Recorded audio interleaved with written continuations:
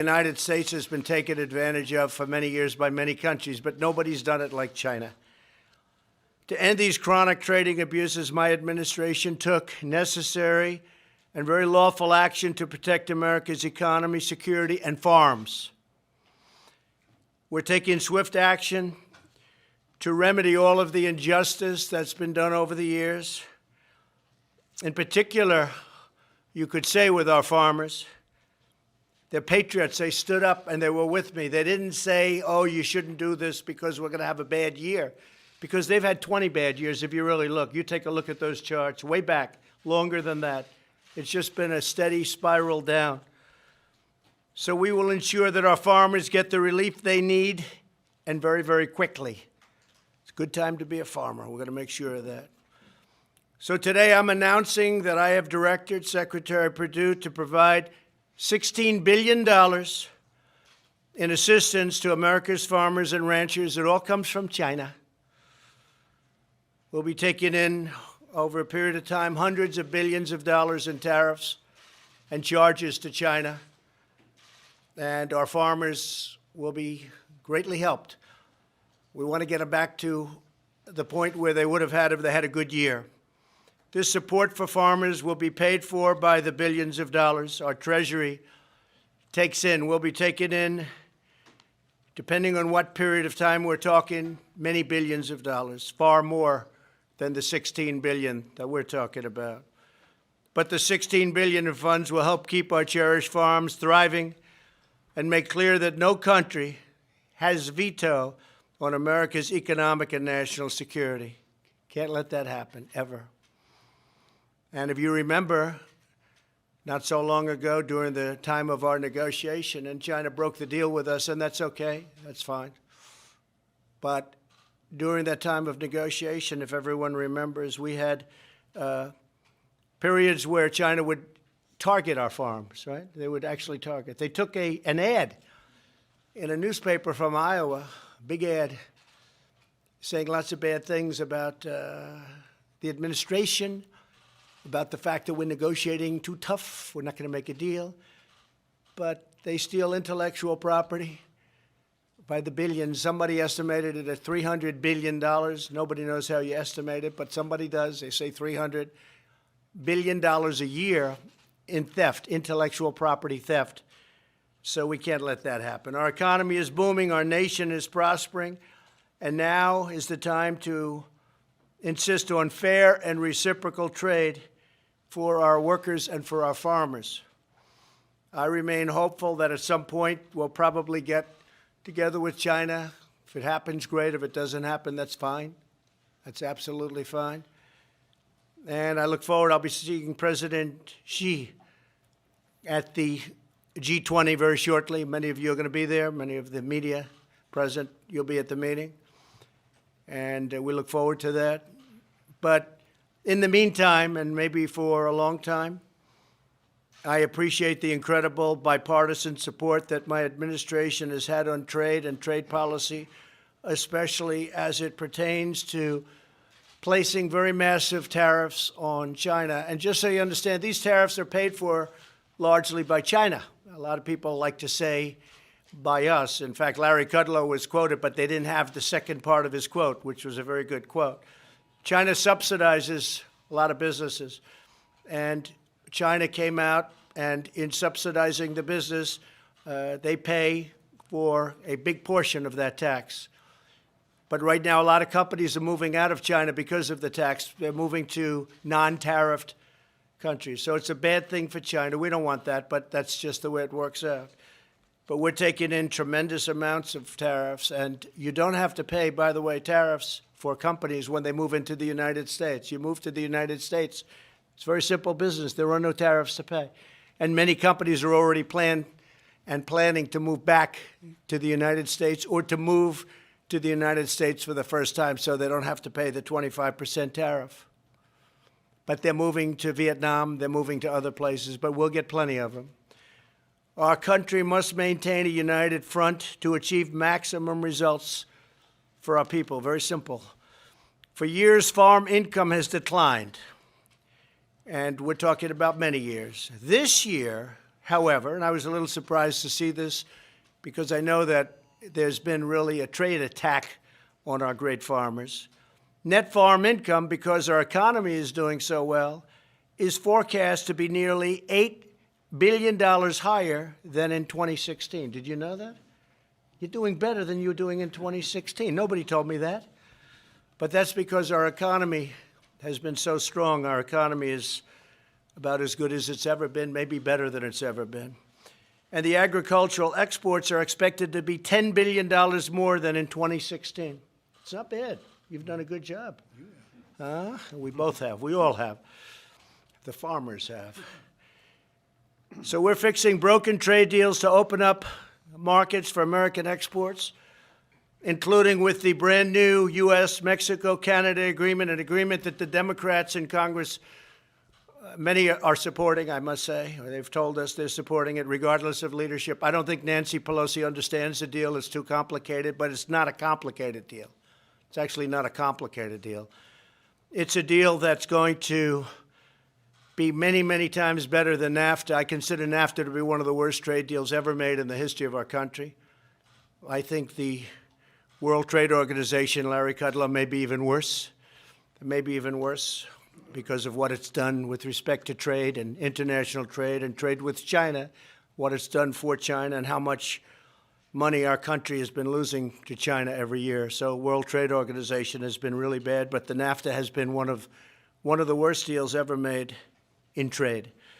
Just last week, we reached an agreement with Canada and Mexico to lift major tariffs on American agriculture, and we opened up the beef exports with Japan. Did you know that? Right? That's a big deal. So we opened it up with Japan, first time ever.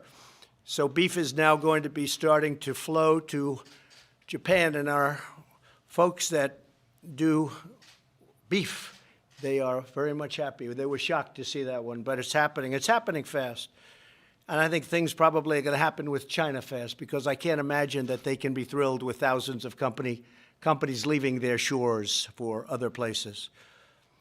We're saving our farmers and ranchers from ridiculous regulations also, and as of next week, we're signing some additional voiding of some really dumb regulations, Sonny, that will make farming a lot easier, a lot better. And one of the regulations we did, Waters of the United States rule. It sounds beautiful, but once you open the document, it's a total catastrophe, and you know that better than anybody. I got rid of it. I terminated it. It's got a beautiful title. Everything inside is a disaster for our farmers and actually for our country. We're ensuring that ethanol remains a vital part of America's energy future, and we increased it to E15, and that's tremendous for, in particular, for the most part, our corn farmers, for corn.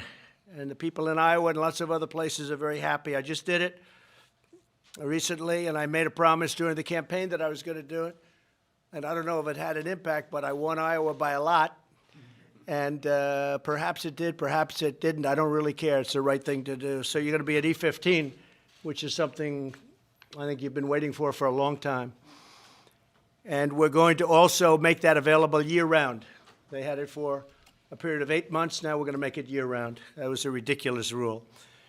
We're fighting for rural broadband, improving rural health care, and bringing new prosperity to distressed rural communities through opportunity zones. Opportunity zones, Tim Scott and I and others have worked so hard on opportunity zones. They're really working, far greater than anyone thought, including me. People are coming in, they're investing large amounts of money in places that they would have never invested before, inner city locations and others, and it's been incredible. It's one of the reasons our African-American unemployment is the lowest ever, Hispanic, Asian, the lowest ever. We have the lowest unemployment rates ever. And we have today, literally today, I just saw another report, it's been this way for a while, the most people working in the history of our country working today. So that's really great. Mike, I mean, you look at that, that's pretty good news, right? So our nation will always be proud of the unmatched grit and faith and skill of the American farmer. It's my honor to do what we did. I want to thank Sonny Perdue and all of the people that worked so hard on getting this done. It's being implemented right now. Billions of dollars is already flowing into our treasury that we never saw before. We never saw 10 cents from China. China didn't give us anything. Now they're giving us billions. And some of that money is going to go to the farmers to help them out during a period where trade has been very unfair to them. So I'm very honored to have done this for you. And I don't consider it a gift at all. It's not a gift. You know, one of the meetings I talk about, I've never seen anything like it. About 6 months ago, I was with the American farmer. I had about 25 of them in the cabinet room. And I said, well, you know, maybe what we can do during the trade, this was in the midst of a big portion of trade with China. In the meantime, China agreed to buy a tremendous amount of soybeans, but this was before that. And they were really going, and they were, as I said, they were advertising and doing a lot of negative things to our farmer. And I said, you know what we'll do? We're going to do a subsidy program. We're going to help you. And one of the farmers looked at me and said, we don't want subsidy, sir. I said, what are you talking about? You don't want subsidy? Everybody is asking me for subsidy. Everybody, Sonny, is asking us for money. They don't care what you call it. They all want money. And they didn't want money. He said, just give us a flat table. Just give us a level playing field. He said, we don't want any handouts. We don't want subsidies. We don't want anything, sir. Just give us a level playing field. And I said, I can't believe you're saying it. Literally, I've been with so many different groups, and if I said I'm going to give you subsidy or I'm going to give you money, they jumped. They're so happy. Your people did not want it. You understand exactly what they took. You, the potato man, yes, I do. Right? They don't want it because nobody can compete with us. Nobody has the equipment we have. Nobody has the skill we have. And I would say nobody has the soil and land we have. Wouldn't you say that? So we're giving them a level playing field. And we're helping out a little bit during a time of trade. I don't want to say war because I don't think it's a war. It's a war. If it's a war, we're winning it very big. But we're taking in a lot of money. We're going to help out our farmers. And we're giving them that level playing field that's so important. So I want to thank all of the farmers for being with us. And I want to thank our great congressmen and senators that have been so fantastic. God bless America's farms. God bless our country. And again, thank you, Sonny and Larry and all of the people that worked so hard on getting this done. We're in a very strong position. Our economy has never been better. Okay, thank you all very much. Yeah, go ahead. The couple questions. You mentioned the USMCA. Can you explain why you don't think, one, that Pelosi understands the deal, and two, why doesn't your administration send that text to Pelosi and force her hand and start the clock? Well, they're being very nice to her because they really, you know, she's a mess. Look, let's face it, she doesn't understand it. And they sort of feel she's disintegrating before the rush. She does not understand it. They want to have her understand it before it's finished. It's signed, as you know. Mexico's approved the deal. Canada's approved the deal. And they're waiting to get a signal for her. Now, I would say this, the farmers should start talking to the Democrats in the House. The Senate's ready to approve it, the Republican Senate, but the Democrat House is not. Pelosi does not understand the bill. She doesn't understand it. Even though unions are in favor of it, farmers, everybody just about is in favor of it. It's a replacement for, as I said, the worst trade deal ever made. So she's got to get up to snuff, learn the bill, and by the way, I think she wants to approve it. I think. But so Bob Lighthizer, who you can speak to if you want, he's waiting to get the okay from her to send it in. But we're at a point where we're just going to have to send it in. It's all ready. How long will you wait, sir? Well, he said she'd like to have 2 weeks to get to know the bill. I think that's a long time. I think it's a do-nothing Congress. The Democrats have done nothing in the House. They've done absolutely nothing. They don't get it. I mean, other than investigate. They want to, let's investigate. After the Mueller report came out, no collusion, no obstruction, no nothing. Let's start it all over again. They weren't too happy, so they want to just keep it going. And what that does is it takes up tremendous time and energy, and they've done absolutely, I mean, it's just been it's been very bad. So if they don't get the USMCA, that would be very sad. Jeff? Speaker Pelosi said today she hoped your family would conduct an intervention with you. What's your reaction to that? No, I saw her read it perfectly, just the way she said it. It's very, very sort of a nasty type statement, but I will say this. She said I walked into the room right next door yesterday and walked in and started screaming and yelling, just the opposite, because I know that they will always say that, even if it didn't happen, because this happened once before. I walked out, I was so calm. You all saw me minutes later, I was at a news conference. I was extremely calm. I was probably even more so in that room. So I walked into the cabinet room. You had the group, Crying Chuck, Crazy Nancy. I tell you what, I've been watching her, and I have been watching her for a long period of time. She's not the same person. She's lost it. Now, as far as the group is concerned, where is Sarah, Kellyanne? Where are you? Come here a minute. You were in that room. Kellyanne? You were in the room. Sarah was in the room. Mercedes was in the room yesterday. So I just want to let you know, every time I go into a room, if there aren't cameras, they come out and say, oh, he was yelling, he was screaming. Kellyanne, what was my temperament yesterday in the Very room? calm, no temper tantrum. I told the Facts First crowd, if they published that you were fuming, temper tantrum, rage, lost it, that's just a lie, because everyone was there, somebody had it on tape too. But you were very calm, stood at the end of the They have it on cabinet tape table. someplace? Good. That'd be Cabinet, you stood at the end of the table, stated your case. Peter doesn't want to hear this, by the way. He wants to ask The him. headlines are written there. Because he doesn't, he's fake news, but The go right way, ahead. sir, why, Mr. President, why would you have to raise your voice? You said to Yeah. them, when you're done, your 2 tracks, come back and we'll talk about infrastructure. You've made that very clear. We- You wanna we work had on the meeting infrastructure, set up, drug right. pricing, USMCA, you've made that very clear to them.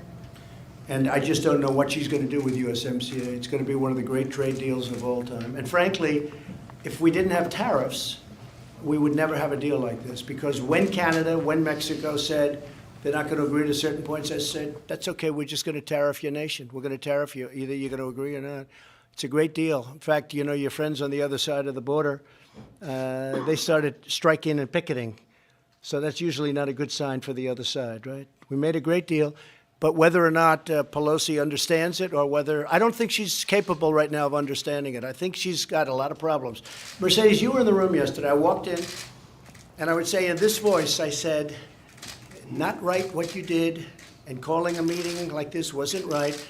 And so I said, so I'm going to postpone it or call it off. But you can focus on one thing. You shouldn't go down 2 tracks at the same time, because they can't. They're so, the whole Democrat Party is very messed up. They have never recovered from the great election of 2016, an election that I think you folks liked very much, right? Well, Nancy Pelosi was not happy about it, and she is a mess. Let me ask you this, Mercedes, you're always a straight talker. You were in that room yesterday? Yes, sir. What was my attitude when I walked in? No, Did I you ever were- scream? No, you were very calm and you were very direct. And you sent a very firm message to the Speaker and to the Democrats. And it's very discouraging and disgraceful to see that the Speaker would decide an hour before coming to the White House to make those comments, call it that there's a cover-up, and then striding to the White House and expect there to be a constructive meeting. You know, we want to solve these big issues of infrastructure. We want to solve these big issues of USMCA. You yourself have tried time and time again to negotiate and work with them on issues like border security, which they call a manufactured crisis. And it's time for them to wake up and to stop waging this political war and these endless investigations and start to really find the solutions that the American people are looking for, that our farmers are looking for. Right. And I think it's going to be very hard for Nancy Pelosi to stop that. Now, they're a do-nothing group of people. The Democrats have done nothing other than obstruct. They're obstructing this country, but they are obstructing. And it'll be very interesting to see whether or not they approve the USMCA, which we need. Is Sarah there? Sarah? Larry was called out, Mr. Larry President. was there. Larry, were you at the Larry, meeting? come. Yes, sir. Oh, fantastic. The great Larry Kudlow. Could you come here, please? You're not afraid of television, I know. We're going to take care of I think Larry. he's done more live television. Maybe Regis has you by a little bit, right? Not by much. Larry, you were at the meeting yesterday, Yes. right? So they have this narrative that they want to put out, because I saw Crying Chuck yesterday, and he went out and he said he was stomping and he was this and that. And Larry, you were there.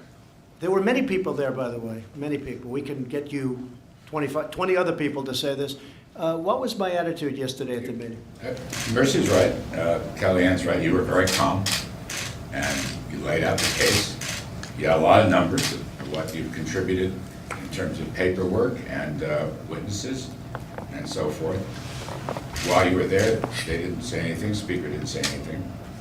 And and you left, you made your case. That's Well, it your- was very calm, very. Much calmer than some of our I would say, crazy. I would say calm like I was at the news conference minutes ago, minutes I later. want to say one more thing. When the 12 Democrats were here on April 30th for the first meeting, they went out to the sticks and addressed the press. And I think you should go back and play Speaker Pelosi's comments from that day, because she made very clear that it was a productive, constructive move toward infrastructure. And some of you asked her, how will you investigate him and work on infrastructure? And she said, we didn't talk about investigations. We're here to talk about infrastructure. So that changed yesterday, an hour before she came here. And there's really, if you look at it, hi, Sarah, we're just talking about the meeting. You were there yesterday? Were you? Yes. Just come forward. Does anybody know Sarah? How come we Sarah? Sarah, we're just talking about the meeting yesterday. The narrative was I was screaming and ranting and raving, and it was terrible. And I watched Nancy, and she was all crazy yesterday. She was with the hands and everything. She reminded me of Beto. She actually reminded me of Beto, maybe a little bit worse. But just out of curiosity, you were there. What was my tone yesterday at the meeting? Very calm. I've seen both, and this is definitely not angry or ranting. Very calm and straightforward and clear that we have to actually get to work and do good things for the American people, and it's going to be impossible to do that if we're spending all of our time fighting. So. Couldn't have been more calm. I then respectfully said, sorry to inconvenience you, and I left the room. I then went directly to the press conference, right? The reason I asked them to say, because this happened to me once before with the same group, Crying Chuck. I don't want to say Crazy Nancy, because if I say that, you're going to say it's a copy of Crazy Bernie, and that's no good, because Bernie is definitely crazy. But I did it because we had this instance at least once before where I was very, very calm on another occasion, and they walked out to the sticks, and they said it was horrible. He was ranting, he was raving, he was pounding the table. The reason I didn't do that is because I didn't want them to say I would do that, but they said it anyway. And so I thought they may say it again. So I'm very glad that you all saw. Were you there, Hogan? You know about it. But I've seen the first one, Mr. President, and that accusation that you pounded your fist, and I'll be honest, you have every right to do that. We face a crisis on our southern border, and they've done nothing. They have not worked with you. All they've done is mocked and derided you. In fact, calling us liars, calling you a liar for calling out exactly what's happening at the southern border. You laid it out the case of them. They refused to work with you then, and they're refusing to work with you now. These are bad people. You know, a lot of people say deep state. I don't say deep state. We have a lot of bad people, and I think they're being found out. I think right now, I saw where Comey is blaming this one, and Brennan's blaming another one, and they're going against each other, and Clapper, I think yesterday, maybe is blaming President Obama. Oh, so surprised to see that happening. Got a lot of bad people. You got a lot of bad people, and it's a shame. But I said to everybody before I walked in, I said, I'm going to be very calm because I don't want them going out to the press and saying that I was anything but calm. So I was extremely calm, very much like I am right now. And it was sad when I watched Nancy all moving, the movement and the hands and the craziness. And I watched it. That's, by the way, a person that's got some problems. But when I watched that this morning, then I went over to Arlington National Cemetery for a very beautiful moment with the First Lady. But I watched that this morning, and that's just a narrative they want to put out. And I think it's pretty sad when they have to play that kind of narrative. I think it's a very sad thing for our country. Yes, Peter? Mr. President, a couple of questions I want to ask you about the disaster aid bill and about John Walker Lynn. But first, just to confirm some details as it relates to Nancy Pelosi. She says that you want to be impeached. Do you want to be impeached? I don't think anybody wants to be impeached. But I'll tell you what. We went through 2 years of Bob Mueller with 18 people that hated Donald Trump. Many of them contributed to Hillary Clinton's campaign. One of them in particular, Weissman. 18 prosecutors, FBI agents all over the place, 500 interviews, 1,400 pages of documents that I gave. I didn't use presidential prerogatives or anything having to do with the powers of the presidency. I let everybody go up and speak, including the counsel, White House counsel. I let them speak for 30 hours, as they tell me, 32 hours. I never once said, I could have stopped them I should have said, no, I don't want White House counsel to speak. I don't want Sarah Huckabee to speak, who went up there also, I believe. everybody. I didn't have to let any of them go. Now, maybe I would have lost in court. I doubt it. Everyone tells me I had the total power to have that stopped. With all of that, after 2 years, no collusion, and findings that strongly led a great attorney general to be able to rule no obstruction. Okay. Now I thought it was over. And now Jerry Nadler, who I fought for a long period of my life because he's from Manhattan, he's a Manhattan congressman, and before that, something else. But I fought him and won. I fought him very successfully. And as I said yesterday, lo and behold, I come down to Washington as president, and who do I have again? Jerry Nadler. I know him well. I've had great success against Jerry, and I will again. But it's very unfair when you go through the House, and then the House again, and then you go through the Senate, and then you go through FBI. You have foreign countries, it sounds like, involved. With all of this, no collusion, no obstruction, and I thought it was over. And we can focus on the USMCA for the farmers. And instead, they want all the same papers that have just been gone over with. Now, I would imagine that Mueller went over my financials. He spent $40 million, so I would imagine they went over my taxes, my financials, my everything. But now we have to go over it again. I've been doing this for 2.5 years. They started, in my opinion, we'll find out, because I think a lot of people want to find out. I think it started moments after I came down that beautiful escalator in Trump Tower. So I've been under a phony investigation based on no facts, based on an overthrow of the president. And I'm very proud of the way we've come out, very proud. But now, Peter, we have to go through it again. The American public is not standing for it. I saw some polls this morning, 65% against, and that's with a lot of Democrats. So I think it's a bad thing for our country. But I thought it was over with 4 or 5 weeks ago when you had no collusion, and now all of a sudden, we continue to go down this path. I don't think people are going to stand for it. The release of the so-called American Taliban, John Walker Lynn, today, what's your reaction? I don't like it at all. This was a judge that gave a 17 or a 20-year sentence, and he got some time off. And believe it or not, about 2 weeks ago, I went to the best lawyers in our country that work for government. I said, what can we do about this? Because I heard about this 2 weeks ago. I got a beautiful letter from the daughter of the first man they say killed in Afghanistan from the CIA. And I went and checked. And he said, from a legal standpoint, there is nothing we're allowed to do. Because if there was, I would have done it instantly. But we'll be watching him. We'll be watching him closely. What bothers me more than anything else is that here's a man who has not given up his proclamation of terror. And we have to let him out. Am I happy about it? Not even a little bit. The lawyers have gone through it with a fine-tooth comb. If there was a way to break that, I would have broken it in 2 seconds. I knew about it very well. Do you support the disaster relief bill that includes no immigration money? Well, we're going to get the immigration money later, according to everybody. I have to take care of my farmers with the disaster relief. If I didn't do that, really, it's a long time in coming. This way, our farmers from not only Georgia, Alabama, different places, some in Florida, but if you look at what happened in Nebraska and Iowa and a lot of different places, they got wiped out. They got hurt badly. And I didn't want to hold that up any longer. So the answer is I totally support it. I'd like to see it happen. We'll take care of the immigration later. The wall is being built. We just left the Army Corps of Engineers. We will soon have hundreds of miles under construction. And we'll have way over 400 miles completed by the end of next year. Mr. President, why should importers' money go to American farmers? Because the American farmers have been used as a vehicle for China to try and hurt our country. And they've been very brave. No, in particular the farmer. They've been very, very brave. They've been very patriotic. But China has openly stated they're going to use the farmer. The reason is because I got the farmers' votes. You look at a map, it's all red, meaning Republican, meaning Trump. It's all red in the middle states, as you know. It's got a little blue here and a little blue there. So if you look at, I guess China's they're definitely a smart player. They went out and they said, we're going to attack the farmers, and they did. And the farmers said, you know what?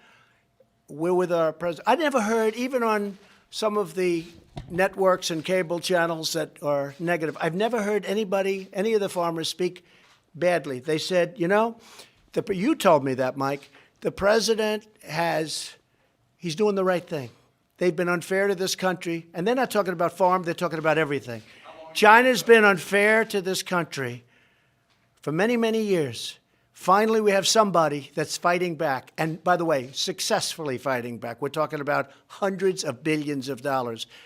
But I've never had a farmer come out and say, you know, I'm not doing that well. They say, just go and do it. You're going to end up better, much better in the end. And again, if you go back 20 years, the farms have come down, the prices have been coming down for many, many years, long before I ever thought about doing this. So we're going to be very successful. But in the meantime, they have been attacked. The farmers have been attacked by China. And all I'm doing is helping them get that beautiful, flat, nice, level playing field, right? Okay?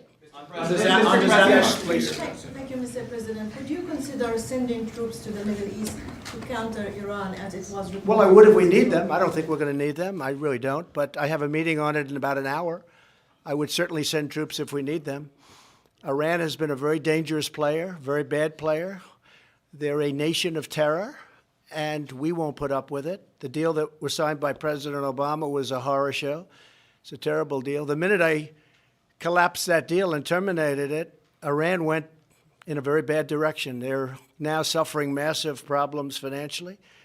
They have inflation that's about the highest in the world. They're people, and they're great people. I know many Iranians, they're great people. But the country is in very bad shape. When I first came here, that was a country of terror. They were all over. I remember, and I've told this story, but I've been at many different meetings where every single problem caused in the Middle East, and maybe beyond, but in the Middle East, was caused by Iran. They were behind every single, we had 14 different attacks at one point. They were behind every attack. So we'll see what happens with Iran. No, I don't think we'll need it, but if we need it, we'll be there in whatever number we need. Yes, ma'am.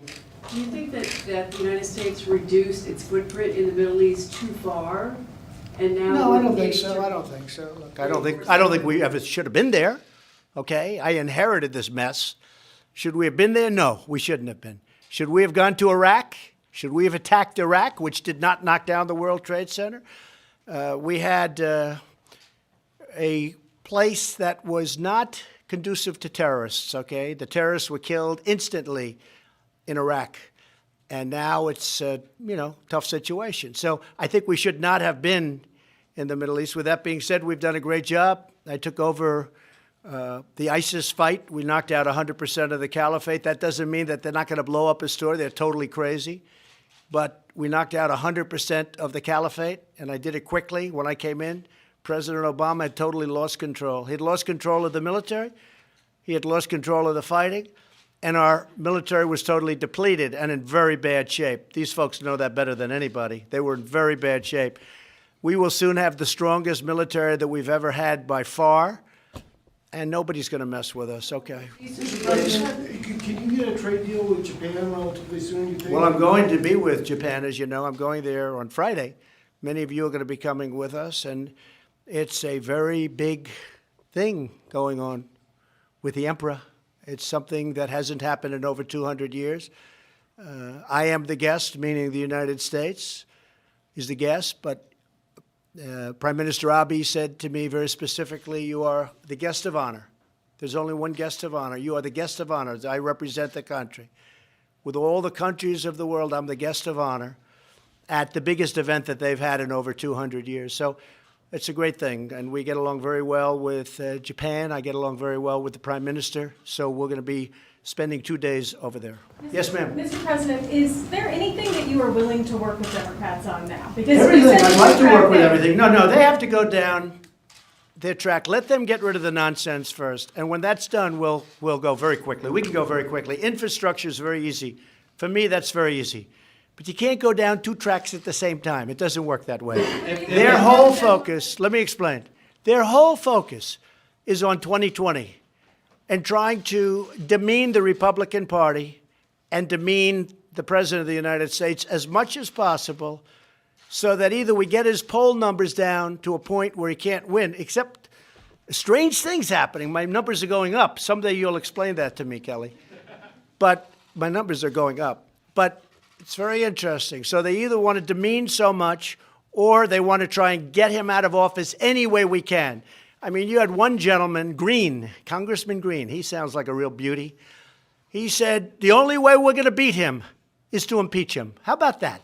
The only way, did you see that statement, fellas? The only way we're going to beat him is to impeach him. That is a terrible thing for this country. If they're still investigating, will you raise the debt limit? Will you sign a budget? Will See you what go to happens. USMCA? We'll see There's what a lot of happens. stuff. I'm a very capable person. We're going to see what happens. I can tell you this. Let them get this angst out of their belt. And when it is, we can do things so quick your head will spin. And one thing they can do is approve the USMCA so that we have our farmers taken care of. And by the way, not only the farmers, it's every industry. But they can approve the USMCA so we can take care of our farmers, our industries, our auto industry. And one of the beautiful things, one of the beautiful things about the USMCA, and to me the most important part, I used to talk about this 20, 25 years ago as a private person, and for whatever reason, you'll explain this to me, I always got a lot of publicity. So if I said something, even as a private builder or whatever I was doing at the time, I would get a lot of publicity, and without a lot of trying. And I was against certain things, but if you look, and you take a look back, you'll see all of the things that you're talking about and all of the things that you're asking about, I was against at that time. And I'm still against. I haven't changed very much. Been very consistent. I'm an extremely stable genius. Okay. Yes, go ahead, Jeff. Mr. President, you mentioned China a few times today. Given the tension now, not only over trade, but over Huawei and technology, what likelihood is there that there will be a trade deal? Well, there's in a the next few possibility. months? I think probably a good possibility. I don't know how China can do this because I'll be honest, we're getting hundreds of billions of dollars brought in to our country. We've never gotten 10 cents. We're getting hundreds of billions of dollars coming into our country. And I'm helping the farmers. Right? But American you know companies what? are- That help is a very temporary help because they'll pay it back 100 times over. They will with what they do, with the importance of what they do. But Huawei is something that's very dangerous. You look at what they've done from a security standpoint, from a military standpoint, it's very dangerous. So it's possible that Huawei even would be included in some kind of a trade deal. If we made a deal, I could imagine Huawei being possibly included in some form of, or some part of a trade deal. How would that look? It would look very good for us. The Huawei part, how would you design that? Oh, it's too early to say. But I mean, we're just very concerned about Huawei from a security standpoint. Sir, the Constitution says treason is punishable by death. You've accused your adversaries of treason. Who specifically are you accusing of treason? Well, I think a number of people, and I think what you look is that they have unsuccessfully tried to take down the wrong person. If you look at Comey, if you look at McCabe, if you look at probably people higher than that, if you look at Strzok, if you look at his lover, Lisa Page, his wonderful lover, the two lovers, they talked openly. You know, they didn't use their private server because they didn't want to get caught, so they used the government server. That was not a good move. He talked about the insurance policy just in case crooked Hillary loses, and that didn't work out too well for them. So you look at them, they want an insurance policy so that should she, for any reason, lose, remember, 100 million to 1. Maybe he said 100 million to nothing. But should she lose, we'll have an insurance policy and we'll get this guy out of office. And that's what they said and that's what they meant. That's treason. That's treason. They couldn't win the election and that's what happened. And that's what's happening right now because without the treason word, I guess, but that's what's happening now. They don't feel they can win the election. So they're trying to do the 1,000 stabs. Keep stabbing. Let's have a financial. Let's have. And if you look, for $40 million, I would think seriously that Bob Mueller and his group of 18 killers have gone over my taxes. They've gone over my financial statements to a level that nobody has gone over them before. And they were not discussed even. They weren't even discussed or brought up. I have great statements. Okay, what else? Harriet You Tubman said for you the don't want $20 to do a bill? dual track. On one hand, you don't want a dual track, but on the other hand, you want USMCA passed. Well, I think things are very easy. USMCA is finished, just so you understand. This is a finish. This is not even negotiated. This is a finish. This is a great deal for our country. This is a great deal for our farmers, great deal for our manufacturers. And one of the things that was absolutely vital to me was that our companies, car companies in particular, don't leave our country, go to Mexico, build a car, sell it into our country with no tax whatsoever, and all of our workers are fired and all of those plants are empty, like happened to Michigan and Ohio and Pennsylvania and North Carolina and Kentucky and lots of other places. Guess what? Our car industry now is thriving. And under the USMCA, it's prohibitive to do that financially. It's prohibitive. It will be a tremendous price. Nobody will do it. And if you look, since I've been president, the mass exodus, they have almost 30% of our business in Mexico, our car business. It's ridiculous. It's all stopped. It's all stopped. Nobody's doing it. And now, as you saw in Ohio, great state, unbelievable state, the only thing I had was General Motors closed Lordstown plant, its big Lordstown plant. And I called up Mary Barra and I said, Mary, you either sell it or open it. She didn't like the way I talked to her. I said, I don't care. Doesn't matter to me. You either sell that plant or open that plant. And she sold it to a very good company, I think, that will do a good job making electric trucks. Okay, thank you all very much. I appreciate it. Thank you. Thank you very much. Harriet Tubman on the